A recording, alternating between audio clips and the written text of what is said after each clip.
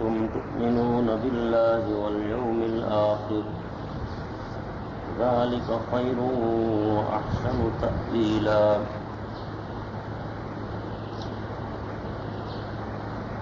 ألم تر إلى الذين يزعمون أنهم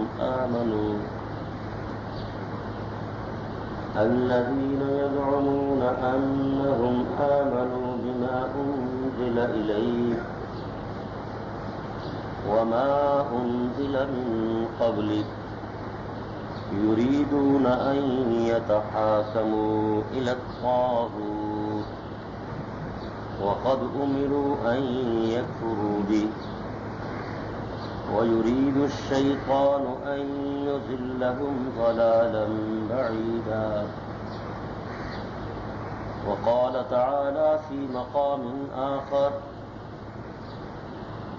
ومن يشاقق الرسول من بعد ما تبين له الهدى ويتبع غير سبيل المؤمنين نوله ما تولى ونصله جهنم وساءت مصيرا وقال تعالى في مقام آخر فلا وربك لا يؤمنون حتى يحكموك فيما شجر بينهم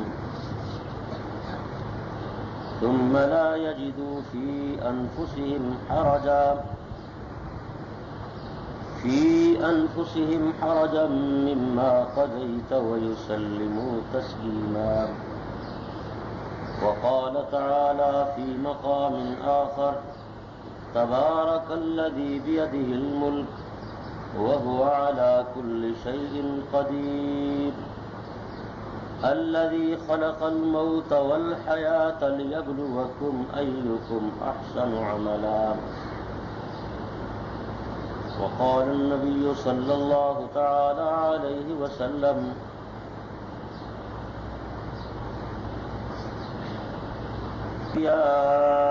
أحياء في قبورهم يصلون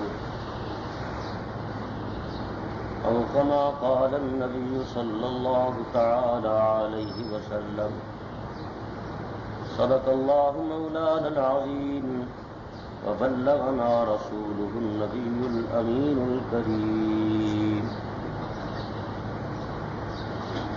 ونحن على ذلك لمن الشاهدين والشاكرين والحمد لله رب العالمين. یہاں نامور علماء کرام کی تقریریں، قرۂ اعظام کی تلاوت اور شعراء اسلام کی حمد و نعت کی اچھی اور معیاری مفت ریکارڈنگ کے لیے فی سبیل اللہ echo sound and recording centre پر تشریف لائیں. رابطے کے لیے ہمارا پتہ ہے ملک خالد لوہار کالونی گلی نمبر 1 نس سلور کارخانہ بالمقابل Coca Cola factory Vehari road Multan. رابطے کے لیے فون نمبر 0300633794 اور دوسرا نمبر ہے 0322611235. شکریہ. حضرات کے سامنے قرآن مجید کی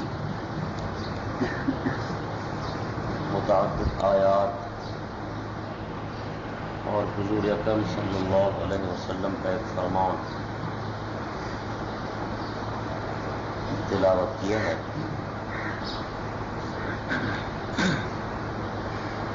مسلسل کئی ہفتوں سے آپ کے سامنے مقام رسالت، مقام نبوت اور حضور صلی اللہ تعالی علیہ وسلم کے بہت سارے خصائص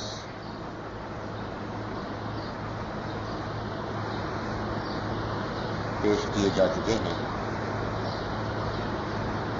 مقصود یہ ہے آپ حضرات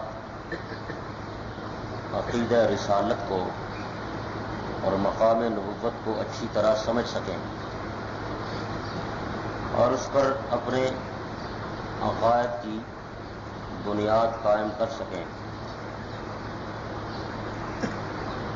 عقیدے کی اصلاح بہت ضروری ہے۔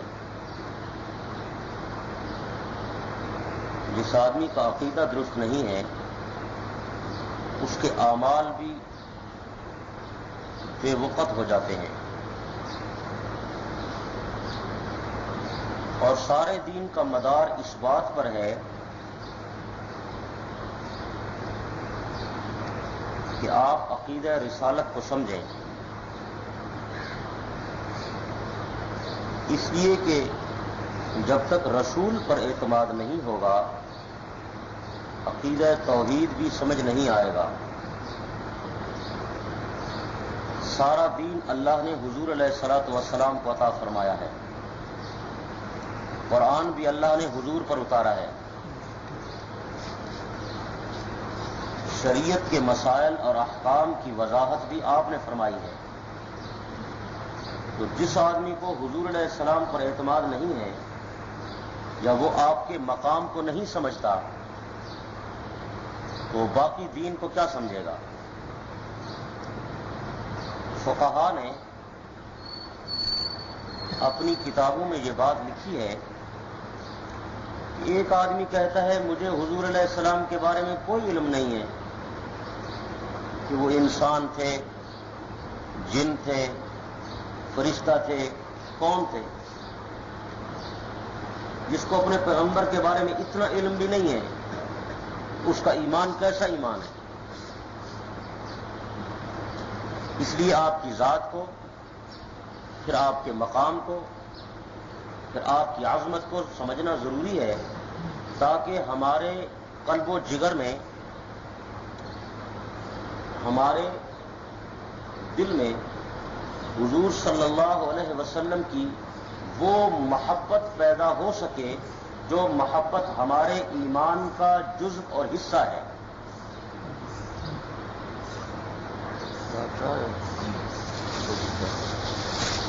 قرآن مجید کی بہت ساری آیات میں اللہ نے حضور علیہ الصلوۃ والسلام کے مقام اور آپ کے منصب کو بیان فرمایا ہے۔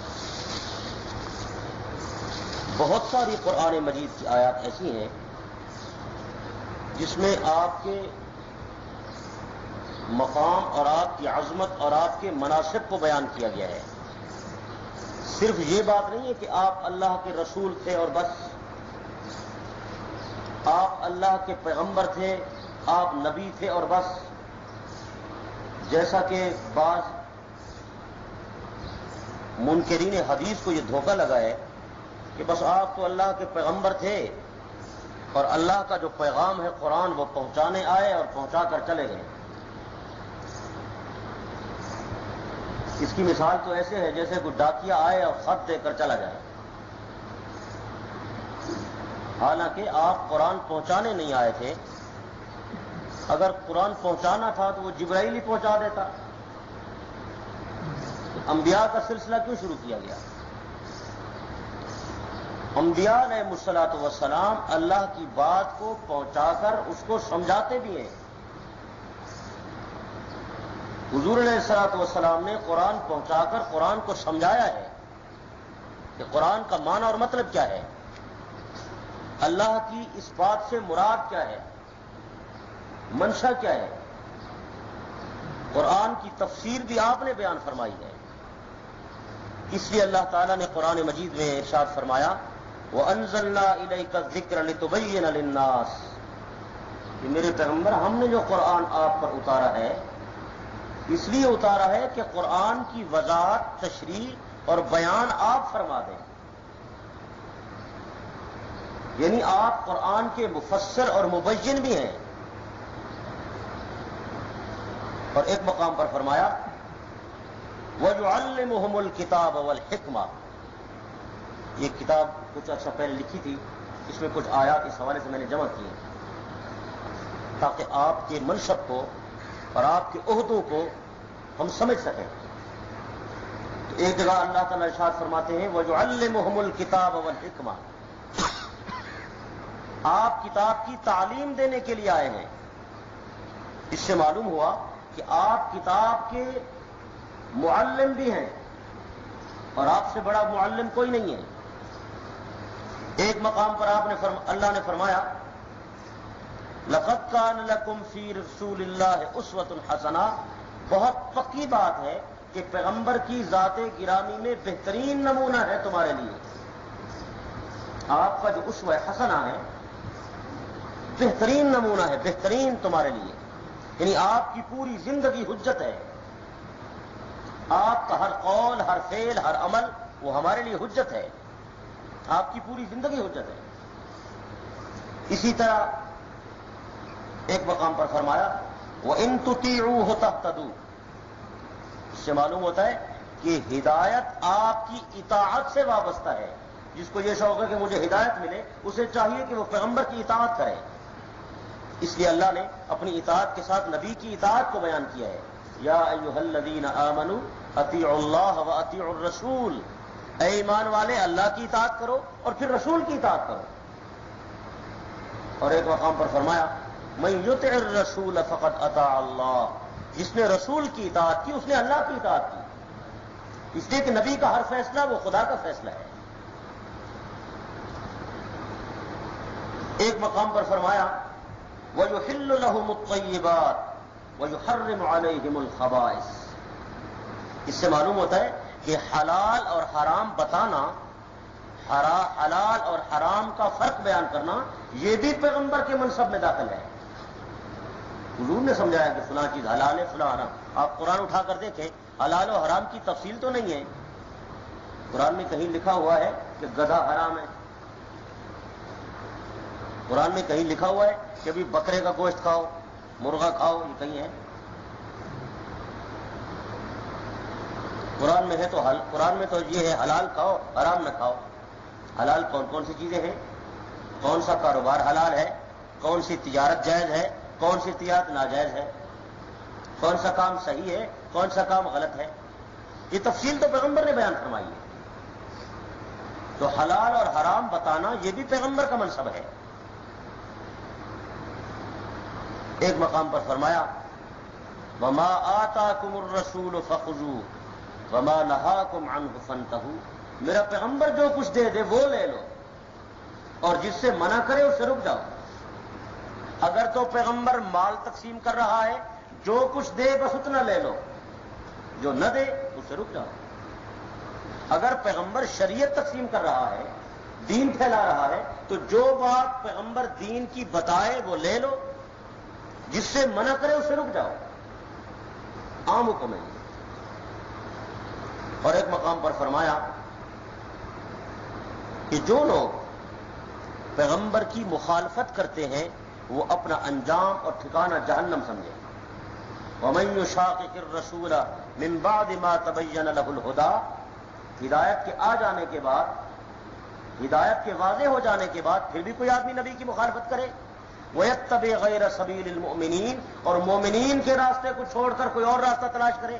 یہاں مفسرین لکھتے ہیں مومنین سے مراد میں اور آپ نہیں ہے، مومنین سے مراد صحابہ ہیں۔ المومنین پر جو الف لام ہے یہ عہد کا ہے، اس سے مراد صحابہ ہیں، کہ صحابہ کا راستہ چھوڑ کر کوئی اور راستہ تلاش کرے۔ نُوَلِّهِ مَا تَوَلَّىٰ وَنُصْلِهِ جَهَنَّمَ وَسَاءَتْ مَصِيرًا، پھر جو راستہ اختیار کریں گے ہم اسے اسی راستے پر چلنے دیں گے، اور بالآخر پھیر کر ہم ان لوگوں کو جہنم میں داخل کریں گے، اور یہ سن لو کہ جہنم رہنے کی بہت بری جگہ ہے۔ اور آپ کا ایک منصب اور بیان کیا گیا کہ آپ صلی اللہ تعالی علیہ وسلم کا عہدہ یہ بھی ہے، آپ کا مقام اور منصب یہ بھی ہے کہ آپ ہر بات میں حکم اور فیصل ہیں، ہر بات میں حکم اور فیصل ہیں۔ فَلَا وَرَبِّكَ لَا يُؤْمِنُونَ حَتَّىٰ يُحَكِّمُوكَ فِيمَا شَجَرَ بَيْنَهُمْ،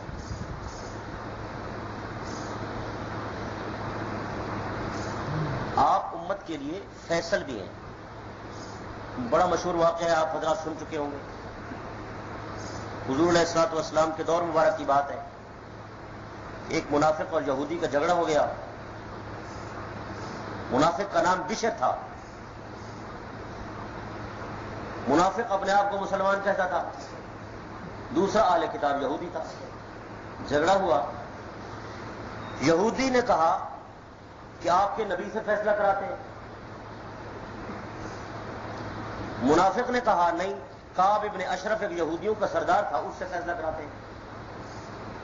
یہودی اس لیے حضور علیہ السلام کا نام لے رہا تھا کہ اسے یقین تھا کہ آپ جو فیصلہ کریں گے وہ سچا ہوگا، آپ غلط فیصلہ نہیں کریں، یعنی یہودی کو یہ یقین تھا. اور منافق یہ کہتا تھا کہ یہودی سردار سے فیصلہ کرائیں. وہ کیوں کہتا تھا؟ وہ اس لیے کہتا تھا اسے پتا تھا کہ میں جھوٹا ہوں، حضور علیہ السلام کے پاس بات جائے گی تو آپ تو سچی بات کہیں گے، تو فیصلہ تو یہودی کے حق میں ہو جائے گا، میں تو فیصلہ لے جاؤں گا. تو کعب ابن اشرف کے پاس جائیں گے، اس سے فیصلہ کراتے ہیں، اس کو میں کوئی ہیر پھیر چکر دوں گا، لالچی آدمی ہے، میرے حق میں بات ہو جائیں گی. یہودی نے مجبور کیا، بھئی آپ تو کلمہ پڑھتے ہیں، دعویٰ کرتے ہیں اسلام کا، آپ کیا کرتے ہیں اسلام کا، بلکہ آپ تو اسلام کا کلمہ پڑھتے ہیں. کیا پڑھتے ہیں؟ اس سے معلوم ہوتا ہے، اس سے ایک بات معلوم ہوئی، توجہ کریں، اس سے ایک بات معلوم ہوئی کہ صرف کلمہ پڑھ لینے سے بندہ مومن نہیں ہوتا. صرف کلمہ پڑھ لینے سے آدمی مسلمان، کلمہ تو منافق بھی پڑھتے تھے، پھر وہ مسلمان ہو گئے. یہ کبھی کبھی لوگوں کو غلط فہمی ہوتی ہے، لوگ فلانا آدمی یار کلمہ پڑھتا ہے، آپ فتوے لگا رہے ہیں. ہم فتوے نہیں لگا رہے، ہم تو فتویٰ سنا رہے ہیں. کہتے ہیں نا جی یہ جو علماء ہیں تو کافر بناتے جا رہے ہیں سب کو. بھائی علماء کسی کو کافر نہیں بناتے، ہم کون ہوتے ہیں کسی کو کافر بنانے والے؟ اقلیم ہند کے مفتی اعظم حضرت مولانا مفتی کفایت اللہ صاحب دہلوی رحمہ اللہ نے لکھا ہے کہ جب میرے سامنے کفر کا فتویٰ آتا تھا اور بڑی سوچ و بچار کے بعد میں اس کے کفر کا فتویٰ لکھتا تھا تو اللہ جانتا ہے کہ خدا کے خوف سے دل بھی کانپتا تھا اور لکھنے والا قلم بھی کانپتا تھا کہ کسی کو کافر لکھ دوں تو کیا ہوگا، خدا کو کیا جواب دوں گا. تو بھئی علماء کسی کو کافر نہیں بناتے، ہاں علماء کافر بتاتے ہیں. جیسے کوئی آدمی چوری کرے نا تو پولیس والے اس کو پکڑتے ہیں، پھر بتاتے ہیں بھئی اس نے چوری کی ہے، یہ چور ہے. تو حکومت والے کسی کو چور نہیں بناتے، بدکار نہیں بناتے. لوگ خود چوری کرتے ہیں، چور بن جاتے ہیں، بدکاری کرتے ہیں، بدکار بن جاتے ہیں، شراب پیتے ہیں، شرابی بن جاتے ہیں. حکومت والے بتاتے ہیں، بناتے نہیں ہیں، لوگ خود بنتے ہیں. لوگ خود کفر کرتے ہیں پھر کافر بن جاتے ہیں. علماء اور مفتی حضرات ان کا کفر دیکھ کر کفر بتاتے ہیں، کافر بناتے نہیں ہیں کہ بھی اس نے کفر کیا یہ کافر ہو گیا ہے. بنتا وہ خود ہے بندہ کافر.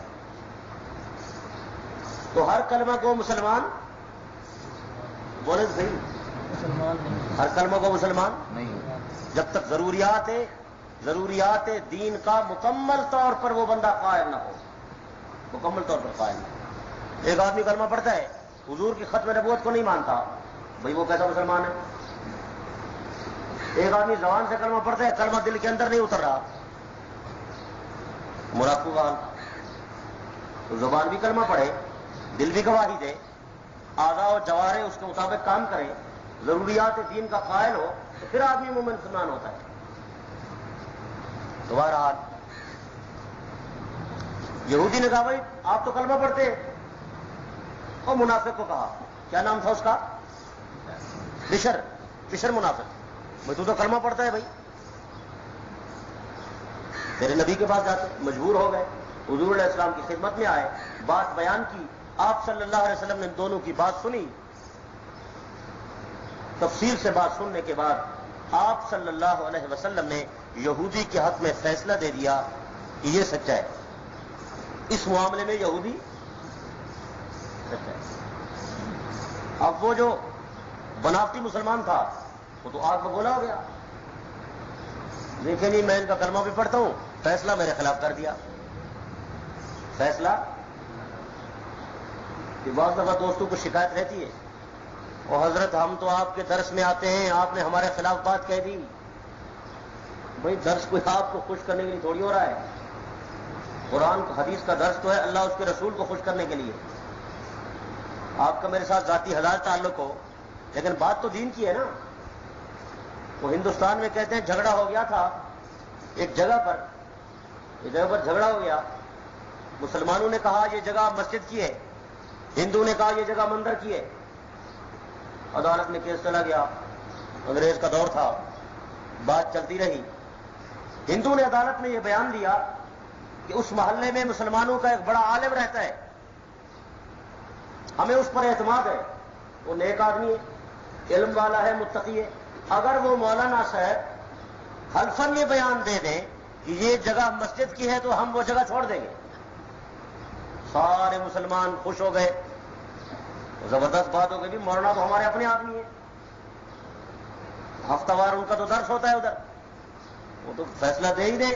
اور بات بھی مسجد کی ہے، کسی اور جگہ کی تو بات ہے نہیں، مسجد کا معاملہ ہے، مسجد بنائیں گے.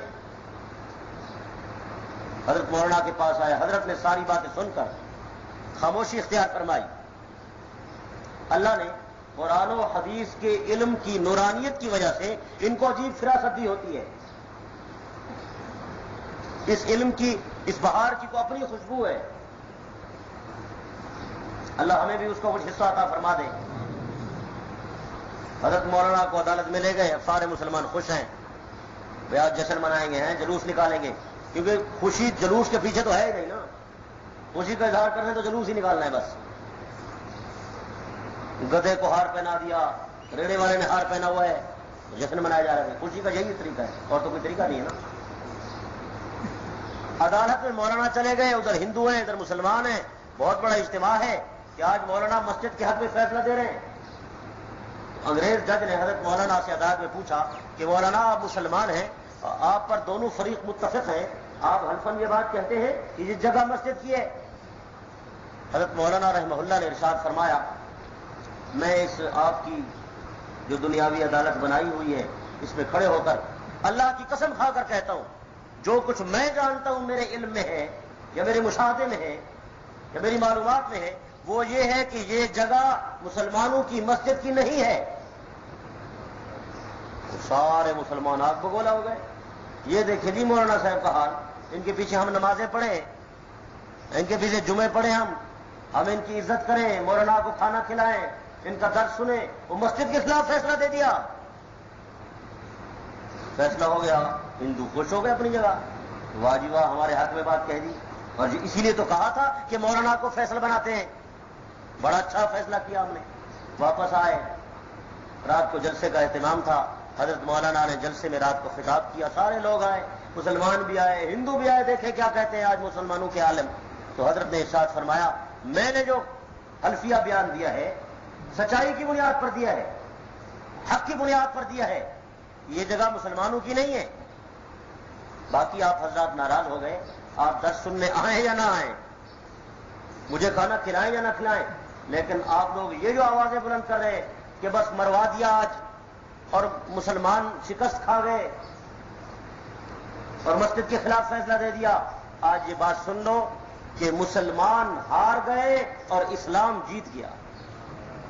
بات نہیں سمجھے آپ؟ مسلمان ہار گئے اور اسلام، مسلمان ہار گئے اور اسلام، معاف کیجئے، آج ہم سارے لوگ بھی مسلمانوں کو جتوانے کے چکر میں ہیں، اور خدارا مسلمانوں کو نہ جتوائیں، اسلام کو بلند رکھیں. اسلام بلند ہوگا تو میں اور آپ خود بخود بلند ہو جائیں گے. اور اگر خدا نخواستہ اسلام ہماری وجہ سے نیچا چلا گیا تو پھر نہ ہماری عزت ہوگی نہ کسی اور کی عزت ہوگی. تو بات مسلمانوں کی نہیں ہے، بات کس کی ہے؟ جب آپ نے یہودی کے حق میں فیصلہ دیا، اس نام نہاد مسلمان نے کیا کہا؟ یہ دیکھیں جی ہم ان کا کلمہ پڑھیں، یہ ہمارے خلاف فیصلہ دیں. باہر نکلے، اس کو ایک اور شرارت سوجی. اس نے یہودی سے کہا، یار سنا ہے ادھر عمر بن خطاب ایک آدمی رہتا ہے، وہ بڑے انصاف والا ہے، اس سے فیصلہ کراتے ہیں. اس نے کہا وہی پہلے بھی آپ کے نبی سے فیصلہ کرایا، عمر بن خطاب بھی تو تمہارا ہی ہے، چلو اس کے بعد چلتے ہیں. تو حضرت عمر کی خدمت میں آئے، بلایا حضرت کو. حضرت کی تو شان ہی کو عجیب تھی نا. اللہ اکبر. علماء نے لکھا ایک منصب ہے، اس کا نام ہے محدث. لفظ یاد رہے گا آپ کو؟ محدث. اس مقام پر حضرت عمر فائز ہے. محدث کا معنی ہے وہ شخص جس کے دل پر اللہ کی طرف سے باتیں القاء ہوتی رہتی ہیں، اس کو محدث کہتے ہیں. اس کے دل پر باتیں القاء ہوتی تھیں. کئی مرتبہ ایسا ہوا کہ عمر نے وہ بات پہلے کہہ دی جو اللہ نے قرآن میں اتاری. کئی مرتبہ ایسا ہوا, یعنی اللہ نے اس کے دل میں بات پہلے ڈال دی اور پھر وہ وحی آئی تو اس کی بات وحی کے مطابق تھی. یہاں بھی ایسا ہوا.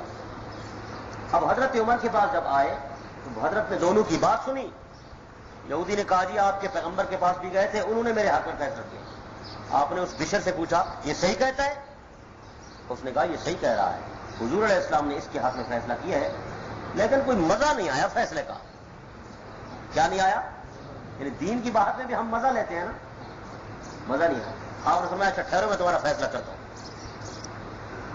بس غیرت فاروقی جوش میں آئی نا, گھر تشریف لے گئے, تلوار اٹھا کے لے آئے اور آ کر بلا چونچرا سوچے سمجھے, زیادہ تعامل کی ضرورت ہی نہیں تھی, حضرت نے اپنی تلوار سے منافق کا سر قلم کر دیا اور فرمایا جس کو پیغمبر کے فیصلے پر یقین نہیں ہے پھر عمر کا فیصلہ یہ ہے کہ اس کو زندہ رہنے کا کوئی حق نہیں. سارے شہر میں شور پڑ گیا, عمر نے مسلمان مار دیا. اور ایک روایت میں یہ بھی ہے کہ اس منافق مقتول کے ورثاء نے دعویٰ دائر کر دیا, حضور علیہ السلام کے پاس گئے کہ آپ کے عمر نے ہمارا مسلمان مار دیا. اور حدیث میں حضور علیہ السلام نے فرمایا مجھے یہ گمان نہیں تھا کہ میرا عمر ایسے قتل کر دے گا. یہ حضور فرما رہا ہے, یعنی آپ بھی پریشان ہو گئے, یہ کیا معاملہ ہو گیا؟ اب اللہ بتائے تو پتہ چلے بات کا. مجھے یہ گمان نہیں تھا کہ عمر ایسا کرے گا. آپ نے عمر کو بلایا, بات پوچھی, حاضر ہوئے دربار نبوت میں. یا رسول اللہ آپ امت کے لیے حکم اور فیصل ہیں, آپ صرف پیغمبر تو نہیں ہیں, آپ ہمارے حاکم بھی ہیں, آپ ہمارے فیصل بھی ہیں, آپ ہمارے حکم بھی ہیں, آپ کتاب اللہ کے معلم بھی ہیں, آپ کتاب اللہ کے مفسر بھی ہیں, آپ کتاب اللہ کے مبین بھی ہیں, آپ قرآن کے شارع بھی ہیں, آپ شارع بھی ہیں, شریعت آپ بتانے والے ہیں, آپ نبی بھی ہیں, آپ رسول بھی ہیں, یہ سارے آپ کے مناسب ہیں. جو آپ کو حکم اور فیصل نہیں مانتا اس کو زندہ رہنے کا کوئی حق نہیں ہے. میں نے اس لیے اس کو قتل کیا ہے. حضور علیہ الصلوۃ والسلام ابھی سوچ رہے ہیں کہ جبرائیل علیہ السلام قرآن مجید کی آیت لے کر آ گئے. الم تر الی الذین یزعمون انہم آمنوا بما انزل الیک وما انزل من قبلک یریدون ان یتحاکموا الی الطاغوت وقد امروا ان یکفروا به ویرید الشیطان ان یضلهم ضلالا بعیدا. میرے پیغمبر کیا آپ نے ان لوگوں کو نہیں دیکھا؟ دعویٰ تو ایمان کا ہے, زبان تو اوپر اوپر سے کلمہ پڑھ رہی ہے, اور حال یہ ہے کہ فیصلہ شیطان سے کراتے ہیں. شیطان کا مطلب یہ ہے کہ دل کا فیصلہ کرانا چاہتے ہیں, کبھی کسی کے پاس, کبھی کسی کے پاس, کبھی کسی کے پاس, اور ان کو آپ کے فیصلے پر یقین نہیں ہے. شیطان ان کو بہکا رہا ہے. آج کے بعد ہم قاعدہ اور کلیہ بیان کر رہے ہیں. فلا وربک, تیرے رب کی قسم ہے. یہ عنوان بھی کتنا پیارا ہے کہ اللہ قسم چاہے تو نبی کی نسبت سے, ورنہ اللہ کہہ سکتا تھا مجھے اپنی ذات کی قسم ہے. فلا وربک, اور کوئی بات نہیں ہے میرے پیغمبر, بات کہیے کہ مجھے تیرے رب کی قسم ہے. لا یؤمنون, کوئی اس وقت تک مومن نہیں ہو سکتا, کوئی اس وقت تک کامل درجے کا مومن بن ہی نہیں سکتا. حتی یحکموک فیما شجر بینہم, جب تک وہ اپنے معاملات اور جھگڑے میں تجھے فیصل حکم تسلیم نہ کرے. اور فیصل بھی ایسے تسلیم کرے کہ جب آپ فیصلہ کر دیں تو آپ کی بات کو دل سے تسلیم کریں. یہ نہیں ہو کہ چہرے پہ سلوٹ پڑے ہوئے ہیں کہ یار فیصلے کا مزہ ہی نہیں آیا. نبی کے فیصلے کو دل سے مانیں, دل سے. وَيُسَلِّمُوا تَسْلِيمًا, جو آدمی آپ کی بات کو مانے وہ مومن ہے, جو نہیں مانتا وہ مومن نہیں ہے. عمر نے جو فیصلہ کیا وہ صحیح کیا ہے. تو معلوم ہوا نبی امت کے لیے حکم اور فیصل بھی ہیں, یہ نبی کے مناسب ہیں. اور پھر میں کئی بیانات میں آپ حضرات کے سامنے حضور صلی اللہ علیہ وسلم کی خصوصیات کے حوالے سے ہماری بات چلتی رہتی ہے. پچھلے درس میں بھی چلی, جس پیغمبر کو اللہ نے اتنا بلند مقام عطا فرمایا, اتنا بلند منصب عطا فرمایا, اس پیغمبر کو کسی پر کیسے قیاس کیا جا سکتا ہے؟ جس نبی کا درجہ صرف خالق سے کم ہے اور خالق سے ساری مخلوق سے اونچا ہے, اس کو کسی پر کیسے قیاس کیا جا سکتا ہے؟ اور میں نے عرض کیا تھا کہ حضور اکرم صلی اللہ تعالی علیہ وسلم کو اللہ نے یہ خاص اعزاز عطا فرمایا, یہ خاص منصب عطا فرمایا اللہ نے آپ کو یہ شان عطا فرمائی کہ اللہ نے آپ کو دنیا سے اٹھانے کے بعد، دنیا سے عالم برزخ میں لے جانے کے بعد، وہاں بھی اللہ نے آپ کو ایک بہت اعلیٰ اور عرفہ حیات عطا فرمائی ہے۔ کیوں؟ ایک نقطہ سمجھیں کہ حضور صلی اللہ تعالی علیہ وسلم کی جو عبدیت ہے اور جو نبوت و رسالت ہے وہ دائمی ہے یا نہیں ہے؟ آپ کا کیا عقیدہ ہے کہ حضور صلی اللہ علیہ وسلم نبی اور رسول تھے؟ پچھلے درس میں نے یہ بات عرض کی، آج تھوڑا اس کو اور کھولتا ہوں۔ پچھلے درس میں میں نے عقیدہ حیات النبی کی کچھ وضاحت عرض کی تھی، کچھ دوستوں نے مزید سوالات کیے، میں اس کی طرح وضاحت کرنا چاہتا ہوں۔ آپ صلی اللہ تعالی علیہ وسلم نبی اور رسول تھے یا ہیں؟ آپ اللہ کے بندے تھے یا ہیں؟ یہ جو نماز میں آپ پڑھتے ہیں روزانہ، التحیات پڑھتے ہیں نا؟ پڑھتے نہیں پڑھتے؟ التحیات للہ والصلوات والطیبات، السلام علیکہ ایھا النبی ورحمۃ اللہ وبرکاتہ، السلام علینا وعلی عباد اللہ الصالحین۔ آگے کیا کہتے ہیں؟ اشہد ان لا الہ الا اللہ، میں گواہی دیتا ہوں کہ اللہ کے سوا کوئی معبود نہیں، واشہد ان محمدًا، اور میں گواہی دیتا ہوں کہ حضرت محمد صلی اللہ علیہ وسلم اللہ کے بندے اور اس کے رسول ہیں۔ یہ جو بندے ہیں یہ ترجمہ ہے عبد کا۔ کس کا ترجمہ ہے؟ عبد کا معنی بندہ۔ عبد کا کیا معنی ہے؟ عبد کس کو کہتے ہیں؟ عربی زبان کا لفظ ہے عبد، عبد کا اردو میں ترجمہ ہے بندہ۔ عبد کس کو کہتے ہیں؟ عبد روح کو کہتے ہیں یا جسم کو کہتے ہیں؟ اور بندہ کس کو کہتے ہیں؟ بندہ وہی ہے کہ جسم بھی ہو اس کے ساتھ اس کی روح بھی، اس کے ساتھ اس کی روح بھی ہو، اس کو عبد کہتے ہیں۔ اس کی میں دلیل عرض کرتا ہوں، قرآن مجید میں ہے، قرآن پاک میں ہے کہ حضور صلی اللہ علیہ وسلم کو اللہ نے معراج کرائی۔ کچھ لوگوں نے آپ کے جسمانی معراج کا انکار کر دیا کہ آپ کو معراج جسمانی نہیں ہوئی، روحانی طور پر ہوئی ہے بس۔ اللہ نے قرآن میں کیا فرمایا؟ سبحان الذی اسری بعبدہ، پاک ہے وہ ذات جس نے اپنے عبد کو سیر کرائی۔ آپ تفاسیر اٹھا کر دیکھیں، علماء نے اس لفظ عبد سے استدلال کیا ہے، اس لفظ عبد سے، کہ عبد روح مال جسد کو کہتے ہیں۔ عبد کہتے ہیں بندے کا جسم بھی ہو اور ساتھ روح بھی۔ اللہ نے اپنے عبد کو سیر کرائی، تو قرآن مجید کا یہ لفظ اللہ پاک نے یہ جو استعمال فرمایا عبد، یہ لفظ عبد بتا رہا ہے کہ اللہ نے نبی کی روح کو سیر نہیں کرائی بلکہ جسم اور روح دونوں کو سیر کرائی۔ بات سمجھ آ رہی ہے؟ فنی بات ہے، آسان کرنے کی کوشش تو کر رہا ہوں۔ اللہ نے اپنے بندے کو سیر کرائی، اپنے نبی کو جسمانی طور پر سیر کرائی کہ جسم مبارک بھی تھا اور روح انور بھی ساتھ تھا۔ یہ بات صحیح ہے؟ اگر عبد کا معنی یہی ہے جو میں عرض کر رہا ہوں، اور اسی معنی میں علماء اس کو ہمیشہ سے استعمال کرتے چلے آ رہے ہیں، تو پھر جب نماز میں آپ شہادت دیتے ہیں کہ اشہد ان محمدً عبدہ ورسولہ، میں گواہی دیتا ہوں کہ حضرت محمد صلی اللہ علیہ وسلم اللہ کے عبد اور اس کے رسول ہیں، جب آپ نے یہ بات کہی تو یہ گواہی بتا رہی ہے کہ حضور صلی اللہ علیہ وسلم اللہ کے بندے ہیں، روح جسم کے ساتھ ہے، روح کا جسم کے ساتھ تعلق ہے تبھی تو عبد ہے، ورنہ یہ گواہی مخدوش ہو جائے گی۔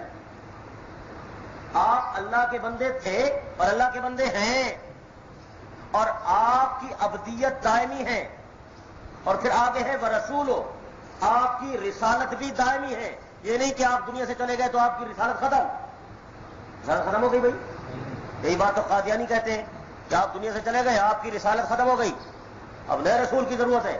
ہم کہتے ہیں آپ پر رسالت ختم نہیں ہوئی، آپ پر رسالت کی تکمیل ہو گئی ہے، نبوت کی تکمیل ہوئی ہے، اور آپ رسول ہیں۔ اور قیامت تک کے لیے ہے. بات سمجھ آئیے نہیں سمجھ آئیے؟ اگر حضور صلی اللہ علیہ وسلم کی وفات حسرت آیات کے بعد آپ کا جسم مبارک جو قبر اطہر میں موجود ہے اس کے ساتھ روح کا تعلق نہیں ہے تو پھر ابدیت اور رسالت کیسی ہے؟ اللہ نے یہ چیزیں دائمی آپ کو عطا کی ہیں. بات سمجھ آئیے؟ یہاں درمیان میں ایک چھوٹی سی بات کہہ کے آگے چلتا ہوں. ہمارے دوست جو اکثر و بیشتر پیش کرتے رہتے ہیں وہ ایک بات ہے، آپ غور کریں آپ کو معلوم ہو جائے گا. ایک بات پیش کرتے ہیں، جب بھی کوئی آیت پیش کریں گے، جب بھی کوئی روایت پیش کریں گے، جب بھی کوئی بات پیش کریں گے یا کوئی عقلی بات پیش کریں گے وہ اس بات پر پیش کریں گے کہ موت آئی ہے، موت آئی ہے. موت کا کائنات میں کوئی منکر نہیں ہے. موت کا آنا حق اور سچ ہے. موت ایک حقیقت ہے. موت سب پر آتی ہے اور موت پیغمبر پر بھی آئی ہے. اور قرآن مجید میں اللہ پاک نے نبی کی موت کی پیشین گوئی کی ہے. میرے الفاظ کو ذرا غور سے سمجھیں، تھوڑی فنی بات ہے. پورے قرآن مجید کا آپ مطالعہ کریں، حضور اکرم صلی اللہ علیہ وسلم کی موت کے بارے میں، آپ کی وفات حسرت آیات کے بارے میں دو قسم کی باتیں ہیں. ایک بات یہ ہے کہ میرے نبی پر موت آئے گی. نبی پر موت، انک میتون و انہم میتون. اس کا یہ معنی نہیں ہے کہ اے پیغمبر تیرے پر موت آ گئی ہے، یہ معنی نہیں ہے اس کا. میت کا معنی ہے مورد موت، یعنی اس پر موت وارد ہوگی.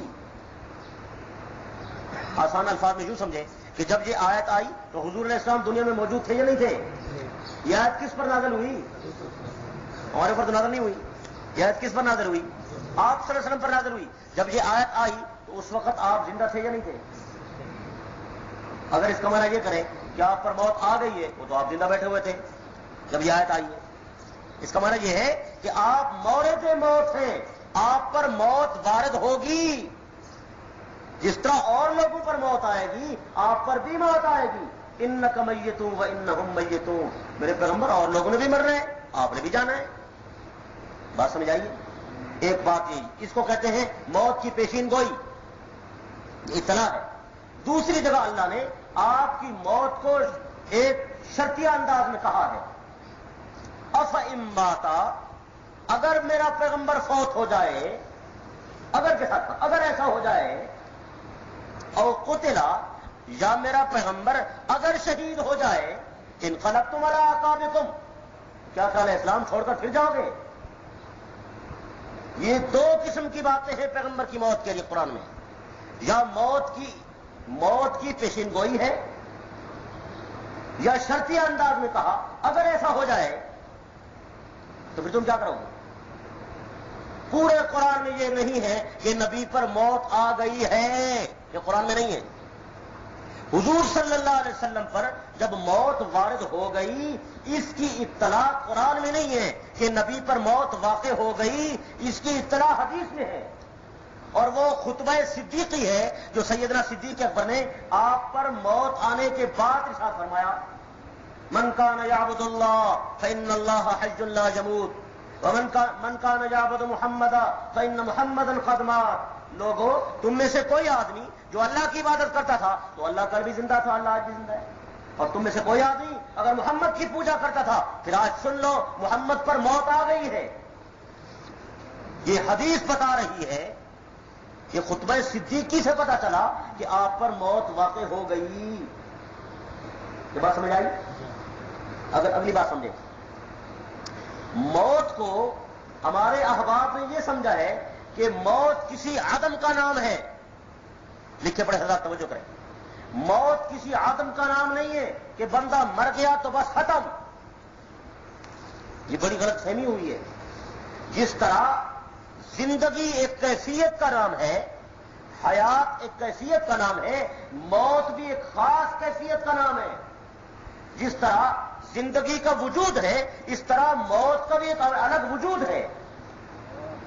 آپ کہیں گے اس کی دلیل قرآن میں ہے، تبارک الذی بیدہ الملک وہو علی کل شیء قدیر. بابرکت ہے وہ ذات جس کے دست قدرت میں ساری بادشاہی ہے. وهو على كل شيء قدیر، اور وہ اللہ ہر چیز پر قادر ہے۔ آگے کیا ہے بھائی؟ الذی، وہ اللہ، خلق الموت والحیات، جس نے موت اور حیات کو پیدا کیا۔ اگر موت کسی چیز کا نام نہیں ہے، موت عدم کا نام ہے، اور موت کا وجود نہیں ہے، تو پھر اللہ نے اسے پیدا کیا، وہ کیا چیز ہے؟ جس طرح زندگی کا وجود ہے، موت کا بھی وجود ہے، یہ صفت وجودی ہے۔ اور اللہ نے زمین کا وجود بنایا نا، تو کوئی وجود ہے یا نہیں ہے؟ آسمان بنایا تو کوئی وجود ہے یا نہیں ہے؟ بولے نا۔ درخت بنایا کوئی وجود ہے اس کا نہیں ہے؟ پہاڑ بنایا اس کا کوئی وجود ہے یا نہیں ہے؟ انسان بنایا وجود ہے یا نہیں ہے؟ جنات بنایا ان کا کوئی وجود ہے یا نہیں ہے؟ فرشتے بنائے ان کا کوئی وجود ہے یا نہیں ہے؟ انبیاء بنائے ان کا کوئی وجود ہے یا نہیں ہے؟ جس چیز کو اللہ نے بنایا اس کا کوئی وجود ہے۔ جب حیات کو بنایا تو اس کا بھی وجود ہے۔ جب حیات کے ساتھ اللہ نے موت کو بنایا تو موت کا بھی وجود ہے۔ موت حیات کے معارض و مقابل ضرور ہے، لیکن موت کا ایک وجود ہے اپنا۔ عدم کا نام نہیں ہے کہ بندہ مر گیا تو مٹ گیا بس ختم۔ اور مرنے کے بعد یہ بھی عرض کر دوں کہ موت کے لیے عربی زبان میں تقریباً 21 الفاظ استعمال ہوتے ہیں جن کا معنی موت کیا جاتا ہے۔ موت کا معنی بھی موت ہے، وفات کا معنی بھی موت ہے، سام کا معنی بھی موت ہے، بہت سارے الفاظ ہیں، 20-21 الفاظ ایسے ہیں جو موت کے معنی میں استعمال ہوتے ہیں۔ موت کا ایک اپنا وجود ہے۔ پھر موت کے آنے کے بعد جو آدمی کو قبر میں عذاب ہوتا ہے، ثواب ہوتا ہے، جزا ملتی ہے، سوال ہوتے ہیں، جواب ہوتے ہیں، وہ تمام چیزیں احادیث میں حد تواتر کو پہنچی ہوئی ہیں۔ مردے کا دفن ہونا حدیث میں ہے کہ جب بندہ مر جاتا ہے، مردہ کہتا ہے مجھے جلدی لے جاؤ، جلدی لے جاؤ، جلدی لے جاؤ۔ کافر کہتا ہے مجھے کہاں لے جاتے ہو، کہاں لے جاتے ہو؟ یہ حدیث میں ہے۔ حدیث میں ہے فرشتے آتے ہیں، فیجلسانہ اتاہ ملکان، فرشتے آئے، مردے کو اٹھا کے بٹھا دیا، من ربک، تیرا رب کون، من نبیک، تیرا نبی کون، ما دینک، تیرا دین کیا؟ سوال و جواب ہو رہے ہیں، اس سے بات چیت ہو رہی ہے۔ بے شمار روایات ایسی ہیں جو اس بات پر دلالت کرتی ہیں کہ اس مردے کے اندر کوئی حیات کی کوئی قسم ایسی ہے، کوئی نوع ایسی ہے، کوئی روح کا تعلق اس کے ساتھ ایسا ہے جس کی وجہ سے وہ جواب دے رہا ہے۔ اگر ان تمام روایات کا انکار کر دیا جائے تو وہ تو کفر لازم آتا ہے۔ پھر ایک عام آدمی کی موت ہے اور ایک پیغمبر کی موت ہے، اور پھر ایک امام الانبیاء کی موت ہے جس نبی کی پوری زندگی ممتاز ہے، جس کی کوئی چیز ہم سے نہیں ملتی۔ باقی یہاں یہ بات عرض کر دوں، یہ جو کہا نا قل انما انا بشر مثلکم، میرے پیغمبر کہہ دو میں تمہارے جیسا انسان ہوں، اس کا کیا مطلب ہے؟ اس کا مطلب بھی سمجھا کریں۔ ہمارے اکابر علماء دیوبند نے لکھا ہے اس کا مطلب یہ ہے کہ پیغمبر اعضاء و جوارح میں ایک انسان جیسا تھا۔ جیسے عام آدمی کے 2 ہاتھ ہوتے ہیں، پیغمبر کے بھی 2 ہاتھ تھے۔ عام آدمی کے 2 پاؤں ہیں، پیغمبر کے بھی 2 پاؤں ہیں۔ عام آدمی 2 آنکھوں سے دیکھتا ہے، پیغمبر بھی 2 آنکھوں سے دیکھتا ہے۔ یہ چلتا ہے تو پیغمبر بھی چلتا ہے، اس کو بھوک لگتی ہے تو پیغمبر کو بھوک لگتی ہے۔ لیکن فرق یہ ہے، فرق بیان کیا، قل انما انا بشر مثلکم یوحی الی۔ اس پیغمبر کو اللہ نے اپنی نبوت کے لیے چنا، یہ معصوم ہے، تم معصوم نہیں ہو۔ اس کی اطاعت فرض ہے، تمہاری اطاعت فرض نہیں ہے۔ اس کی بات حجت ہے، تمہاری بات حجت نہیں ہے۔ اس کی پوری زندگی حجت ہے، تمہاری زندگی حجت نہیں ہے۔ یہ خود نہیں بولتا، اس کی منشا سے بولتا ہے۔ یہ خود شارع ہے، شریعت کی بات بتانا اس کا منصب ہے، اس کا فیصلہ حکم ہے امت کے لیے، ہمارا نہیں ہے۔ اس پر وحی آتی ہے، ہم پر وحی نہیں آتی۔ یہ وہ خصوصیات ہے پیغمبر کی۔ تو حضور صلی اللہ علیہ وسلم پر جو موت آئی تو عرفہ درجے کی موت تھی۔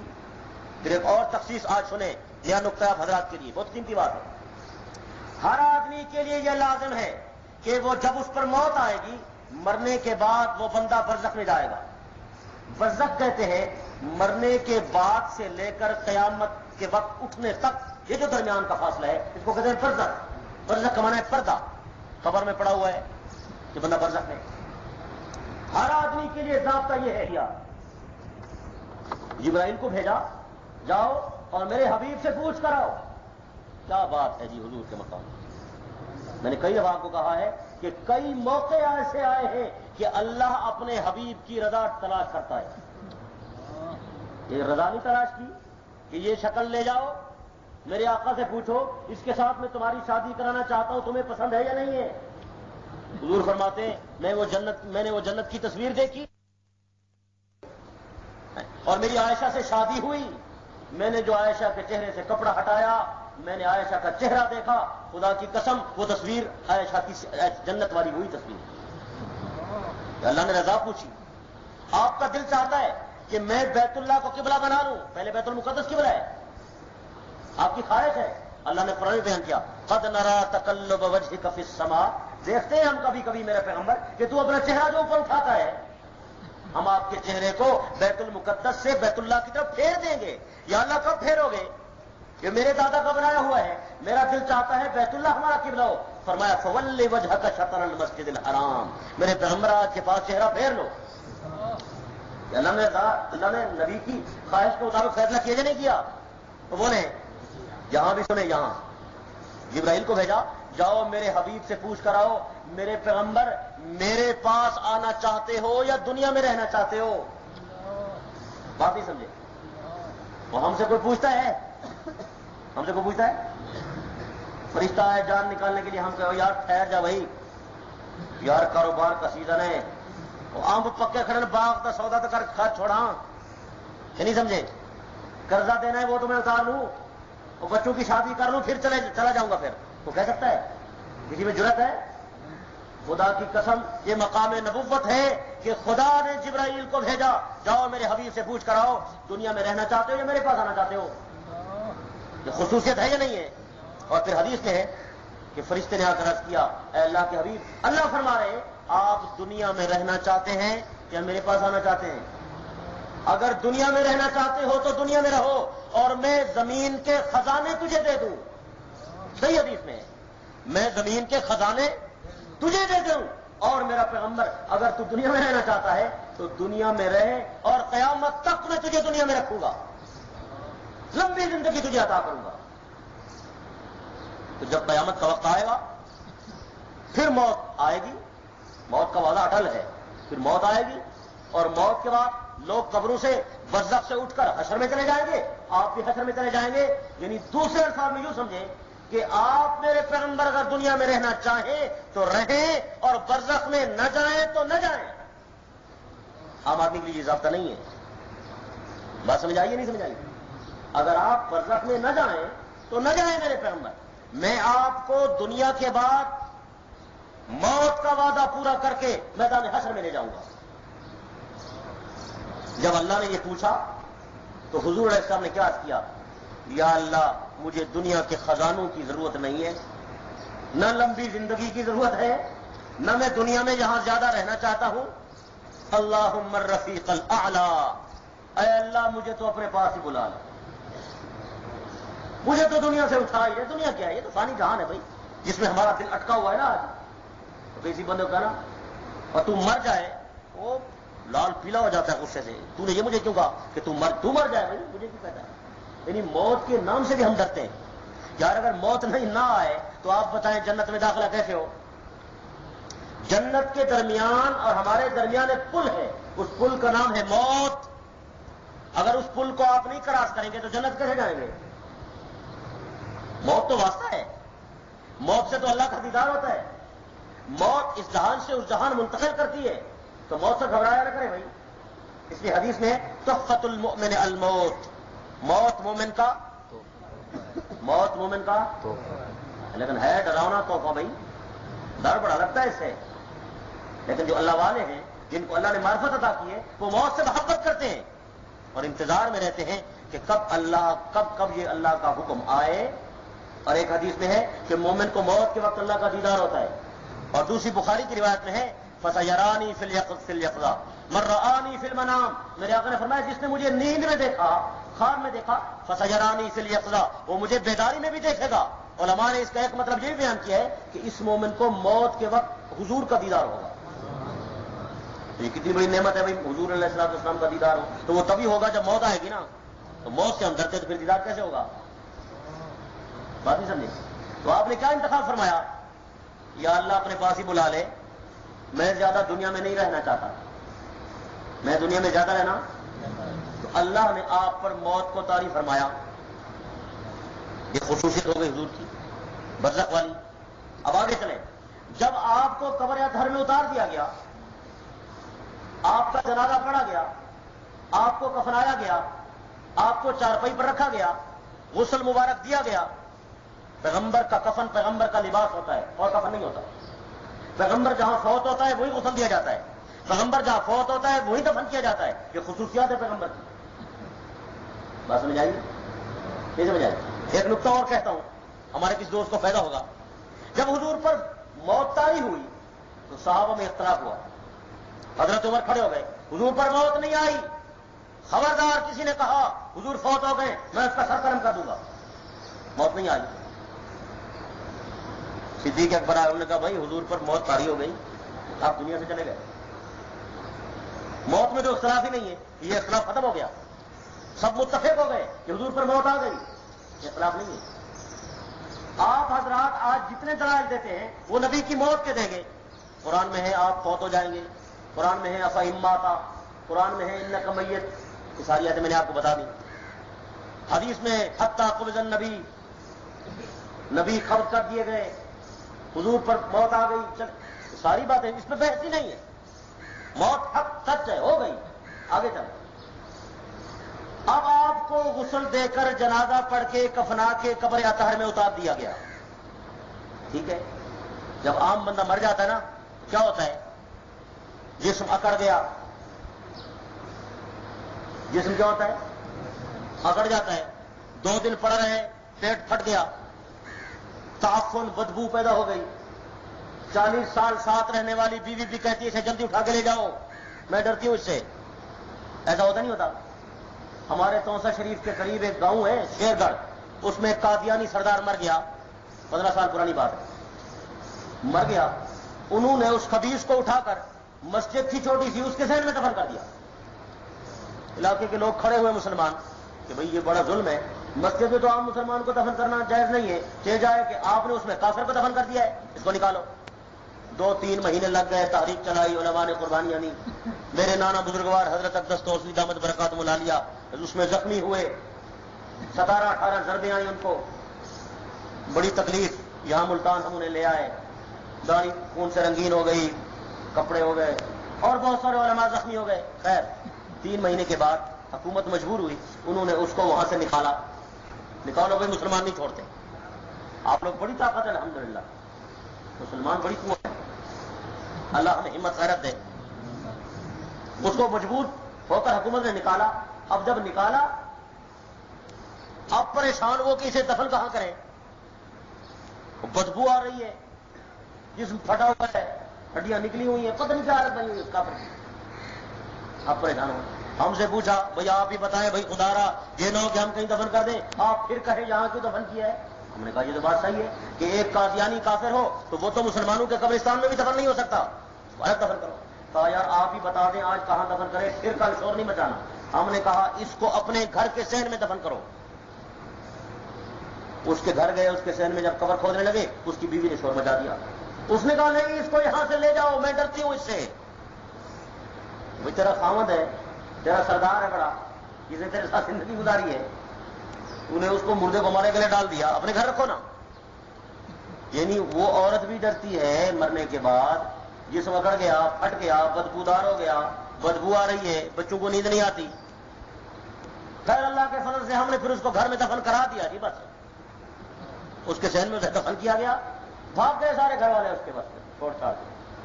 ہم نے کہا بنے رہیں یا بھاگیں, تمہارا مردہ سوالو بھی اس میں. تو عرض یہ کر رہا ہوں, جب عام بندہ مر جاتا ہے تو جسم اکڑ جاتا ہے, منہ کھلا رہا تو کھلا رہا, ہاتھ ٹیڑے ہو گئے تو ٹیڑے ہو گئے, ٹانگ کھڑی رہی تو سیدھی نہیں ہوتی. کچھ دن گزر جائیں تو کیا ہوتا ہے, پھٹ جاتا ہے, بدبو آتی ہے. اور کچھ دن قبر میں پڑے رہے, ہڈیاں الگ ہو گئی, چمڑے الگ ہو گئے, گوشت الگ ہو گئی, کیڑے مکوڑے کھا گئے اس کو, پتہ نہیں کیا اجر ہوتا ہے. اور اللہ جانتا ہے پتہ نہیں ہمارے ساتھ کیا ہونے والا ہے. نرم بستروں پر سونے والے، غلیچوں میں آرام کرنے والے، اور کانٹا چبھے تو برداشت نہیں کرتے، گرم ہوا اور لو کا جھونکا نہیں سہ سکتے. ہم نے کبھی نہیں سوچا کہ قبر میں جانا ہے تو پتہ نہیں ہمارے ساتھ کیا ہوگا، اس کی بھی کوئی تیاری کریں بھائی. قبر کا بستر بنایا بھائی اپنے لیے، وہ قبر کے لیے ایئر کنڈیشن ایسی میسی کا انتظام ہے. اکیلے ڈرنے والے کس کو ساتھ لے کے جائیں گے؟ قبر میں مونس کون ہوگا؟ غمخوار کون ہوگا؟ دل بہلانے والا کون ہوگا؟ اللہ اکبر کبیرہ، اللہ اکبر کبیرہ. کوئی پتہ نہیں بھائی کیا ہوگا، کوئی پتہ نہیں کیا ہوگا. تو عام بندے کے ساتھ یہ کیفیات ہوتی ہیں، مر جاتا ہے، گل جاتا ہے، سڑ جاتا ہے، بدبودار ہو جاتا ہے، جسم ریزہ ریزہ ہو گیا، چورا چورا ہو گیا. قرآن نے بار بار کفار کی بات نقل بھی کی ہے، یہ ہو جاتا ہے. لیکن پیغمبر کی تخصیص کیا ہے؟ حضور علیہ الصلوۃ والسلام کی شان کیا ہے؟ یہ دیکھیں، شان دیکھیں، مقام دیکھیں. آپ کی شان یہ ہے کہ اللہ نے آپ کے وجود مسعود کو قبر میں ایسا محفوظ رکھا ہے، ایسا محفوظ رکھا ہے، ایسا مامون رکھا ہے. میرے پاس الفاظ نہیں، میں کیا کہوں. بس ایک الفاظ سمجھانے کے لیے کہتا ہوں، حقیقت سے وہ بھی دور ہے. ہمارے اکابر نے لکھا ہے کہ گلاب کا پھول، تازہ گلاب کا پھول جو پودے کے اوپر لگا ہوا ہے اور جس پر جوانی اور شباب ہے اور جس سے خوشبوئیں مہک رہی ہیں، گلاب کا تازہ پھول بھی اتنا تازہ، خوشبودار، معطر و معنبر نہیں ہوتا، اتنا نازک، نفیس، لطیف نہیں ہوتا جتنا قبر اطہر میں میرے آقا کا وجود مسعود محفوظ و معمول. یہ حضور کی شان ہے. اور ایک موتی اور بھی دے دوں، پیغمبر کے جسم کی حفاظت قرآن کے الفاظ سے بھی معلوم ہوتی ہے. آپ توجہ کریں تو میں آپ کو قرآن کی سیر کرا دوں. حضرت عزیر علیہ السلام ایک بستی سے گزرے. یا اللہ، یہ مرے ہوئے لوگ یہ کب زندہ ہوں گے؟ اللہ نے بات سمجھانے کے لیے فاماتہ اللہ، اللہ نے حضرت عزیر علیہ السلام پر موت طاری کر دی. کتنا عرصہ؟ 100 عام، 100 سال. کتنے سال تک؟ حضرت سواری پر سوار ہیں، گدا ساتھ ہے، کھانا ساتھ ہے. 100 سال جب گزر گئے، اللہ نے پھر کھڑا کیا. پھر کیا کیا؟ اس کی قدرت تو دیکھیں، اس کی قدرت. کچھ لوگ کہتے ہیں کہ موت ایک دفعہ آتی ہے دوبارہ نہیں آتی. اب دیکھیں یہاں تو ایک دفعہ موت آئی ہے، پھر دنیا میں زندہ ہو رہا بندہ. یہ سمجھ آئی بات؟ باقی سمجھ آئی. ایک آدمی نے مجھے رکا لکھا، قرآن میں ہے اللہ یتوفی الانفس حین موتها واللتی لم تمت فی منامها. جب بندہ مرتا ہے روح نکل جاتی ہے، جب بندہ سوتا ہے روح نکل جاتی ہے. جو مر گیا اس کی روح واپس نہیں آتی، جو مر گیا اس کی روح واپس نہیں آتی، جو سویا ہوا ہے اس کی واپس آتی ہے. بات سمجھ آئیے؟ کہنے لگے قرآن تو یہ کہہ رہا ہے بندہ مر گیا روح نکل گئی واپس نہیں آئی، اور آپ کہتے ہیں حضور علیہ السلام زندہ ہے روح کیسے واپس آئی ہے؟ قرآن جو کہہ رہا ہے. میں نے کہا قرآن سمجھے نہیں ہے، قرآن میں آپ نے غور نہیں کیا. کہنے لگا وہ کیسے؟ میں نے لگا پہلی بات قرآن مجید نے دونوں بندوں کے لیے ایک لفظ استعمال کیا، یتوفا. مرنے والے کے لیے بھی یتوفا، سونے والے کے لیے بھی یتوفا. مرنے والے کی روح بھی نکالی، سونے والے کی روح بھی نکالی. دونوں کے لیے ایک ہی لفظ ہے اور نہیں ہے، دونوں کے لیے ایک لفظ ہے. لیکن میں تو دیکھتا ہوں بندہ سویا ہوا ہے، بندہ سویا ہوا ہے وہ تو خراٹے مار رہا ہے، بندہ سویا ہوا ہے وہ تو خواب دیکھ رہا ہے، بندہ سویا ہوا ہے کروٹیں بھی بدل رہا ہے، بندہ سویا ہوا ہے. بلکہ ایک اور بات بھی کہہ دوں، یہ سویا ہوا بھی ہے، سنتا بھی ہے. سنتا ہے؟ بولے نہیں سنتا؟ آپ سو جائیں، گہری نیند سو جائیں، میں آپ کو جگاتا ہوں، آپ کو ہاتھ نہیں لگاتا، آواز دے کر جگاتا ہوں، میں دیکھتا ہوں آپ اٹھتے یا نہیں اٹھتے. معلوم ہوتا ہے تو سنتا ہے. یہ سنتا بھی ہے، یہ کروٹیں بھی بدلتا ہے، یہ خواب بھی دیکھتا ہے، یہ ہوں ہاں بھی کرتا ہے، یہ خراٹے بھی مار رہا ہے، روح آجا بھی رہی ہے، اور قرآن کہہ رہا ہے روح تو نکل گئی. تو پھر کیا مطلب ہے اس کا؟ کوئی سمجھا دے. پھر اگلی بات کہ مردے کی روح ہم نے نکال لی، اللہ کہتے ہیں، اور اس فیمسک التی قضا علیہ الموت، اس کو روک دیا، وہی وہ واپس نہیں آتی اس کے اندر. یہ بات ٹھیک ہے. لیکن یار دوستوں نے قرآن نہیں سمجھا. کاش قرآن سمجھتے اور ہمارے اکابر کے پاس آتے تو یہ انہیں قرآن سمجھاتے. پورا بر صغیر، پاک و ہند مرہون منت ہے خاندان ولی اللہ کا، اور پھر نیچے اکابر علماء دیوبند کا۔ اس جماعت سے زیادہ قرآن کی تفسیریں کسی نے نہیں لکھی، کسی نے لکھی ہے تو وہ پیش کرے۔ علماء دیوبند کے علاوہ حدیث کی تشریح ہے کسی نے نہیں لکھی، اگر کسی نے لکھی ہے تو وہ پیش کرے۔ یہ اعزاز اللہ نے اس جماعت کو ادا کیا ہے۔ جن لوگوں نے اتنا قرآن و حدیث پہ کام کر کے اس کی خدمت کی ہے علوم اسلامیہ کی، کیا ان کو قرآن سمجھ نہیں آیا؟ بولیں، ان کو سمجھ نہیں آیا قرآن؟ آیا یا نہیں آیا؟ یہ جو اللہ تعالیٰ نے کہا ہے کہ میں مردے کی روح نکال لیتا ہوں، پھر اسے روک لیتا ہوں، پھر واپس نہیں آتی، یہ بات دنیا کے اندر ہے۔ یاد رکھیے گا میری بات اور بتائیے گا اپنے علماء کو، یہ وعدہ دنیا میں ہے۔ دنیا میں اللہ جس کی روح نکال لیتا ہے پھر دنیا میں واپس نہیں آنے دیتا۔ جب بندہ مر گیا، روح نکل گئی، روح واپس دنیا میں نہیں آئے گی۔ آپ نے اسے غسل دیا، آپ نے اس کا جنازہ پڑھا، آپ نے اسے قبر میں اتارا، یہ بندہ دنیا سے منتقل ہو کر برزخ میں چلا گیا۔ اب دنیا نہیں رہی، اب برزخ میں اس کے جسم کے ساتھ روح تعلق قائم کرتی ہے۔ اب دنیا نہیں ہے، اللہ کا وعدہ پورا ہو گیا ہے۔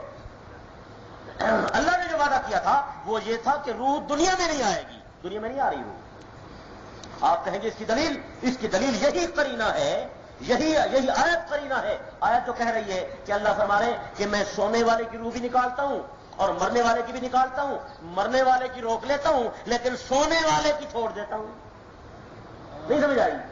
یہ سونے والے کی روح دنیا میں واپس چھوڑی جاتی ہے۔ یہی الفاظ قرینہ ہے کہ مرنے والے کی روح دوبارہ دنیا میں نہیں چھوڑی جاتی، برزخ میں تو چھوڑی جاتی ہے۔ اس کی دلیل حدیث ہے کہ حدیث میں ہے کہ روح واپس تعلق قائم کرتی ہے۔ بات سمجھ آئی ہے؟ نہیں سمجھ آئی؟ جب دوبارہ کہو اس بات کو کہ اللہ کا جو وعدہ ہے کہ مردے کی روح واپس نہیں آتی، یہ وعدہ کہاں ہے؟ کہاں ہے؟ دنیا میں ہے۔ دنیا میں ہم اس کے قائل نہیں کہ دنیا میں واپس ہوا آتی، ہم کہتے ہیں برزخ میں آتی ہے، قبر میں آتی ہے۔ سمجھ آئیے؟ تو میں اس بات کی طرف آ رہا ہوں کہ عزیر علیہ السلام پر اللہ نے موت عاری کی، 100 سال گزر گئے، جانور بھی ساتھ ہیں، گدھا بھی ساتھ ہے، 100 سال کے بعد اٹھایا۔ کتنے سال کے بعد؟ 100 سال کے بعد اٹھایا، اور جب اٹھایا تو فرمایا میرے پیغمبر دیکھ کیسے میں نے تجھے اٹھایا۔ تو نے پوچھا تھا نا تو مردوں کو کیسے زندہ کرے گا؟ ایسے زندہ کروں گا جیسے تجھے زندہ کر دیا۔ ایک بات تو یہ، دوسری بات کہا میرے پیغمبر یہ ذرا اپنی سواری کو بھی دیکھ، وانظر الی حمارک، اپنے جانور اور گدھے کو بھی دیکھ، وَلِنَجْعَلَكَ آیَةً لِلنَّاسِ، ہم نے تجھے لوگوں کے لیے نشانی بنا دیا۔ آگے آیت پڑھے حافظ کوئی نہیں؟ وانظر الی طعامک قرآن نہیں آنا انہیں کو بھائی، کیف ننشزها ثم نكسوها لحما۔ آیت پوری پڑھے نا بھائی۔ وانظر الی حمارک ولنجعلک آیۃ للناس، آگے وانظر الی طعامک وانظر الی حمارک ولنجعلک آیۃ للناس وانظر الی العظام کیف ننشزها وانظر الی العظام کیف ننشزها، آگے کیف ننشزها ثم نكسوها قرآن کسی کو نہیں آتا، حافظ کوئی نہیں ہے پکا ہے۔ ثم نكسوها لحما، پیچھے پوری آیت پڑھنا، پوری آیت پڑھے، کوئی بندہ پوری آیت پڑھ دے، کوئی نہیں ہے۔ کوئی ملنگ سنے گا وہ کہے گا سنیوں کو قرآن ہی نہیں آتا۔ جی جی جی پھر پڑھیں یہی آیت، جی جی جی دوبارہ پڑھیں۔